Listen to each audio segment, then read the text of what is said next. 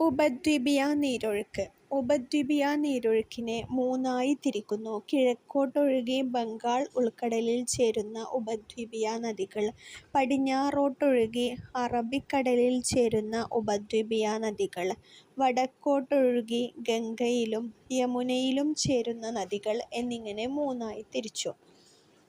ചമ്പൽ നദി മാൾവ പീഠഭൂമിയിലെ ഉയർന്ന പ്രദേശങ്ങളിൽ ഉത്ഭവിച്ച് വടക്കോട്ടൊഴുകി യമുനാനദിയിലേക്കും നേരിട്ട് ഗംഗാനദിയിലേക്കും ചേരുന്ന പ്രധാന നദിയാണ് ചമ്പൽ നദി.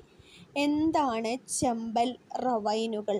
മാൾവ പീഠഭൂമിയുടെ വടക്കേ ചരിവുകളിൽ ചമ്പൽ നദിയും പോഷകനദികളും ചേർന്ന് തുടർച്ചയായ അപരദനത്തിലൂടെ സൃഷ്ടിക്കുന്ന ചാലുകൾ ഇവിടുത്തെ പ്രത്യേകമായ ഭൂസവിശേഷതയാണ്. റവൈൻസ് എന്നാണ് ഇത്തരം നിഷ്ഫല ഭൂപ്രകൃതി അറിയപ്പെടുന്നത്. മാൾവ പീഠഭൂമിയുടെ വടക്കേ ചരിവുകളിൽ ചമ്പൽ നദിയും പോഷകനദികളും ചേർന്ന് തുടർച്ചയായ അപരദനത്തിലൂടെ സൃഷ്ടിക്കുന്ന ചാലുകൾ ഇവിടുത്തെ പ്രത്യേകമായ ഭൂസവിശേഷതയാണ്.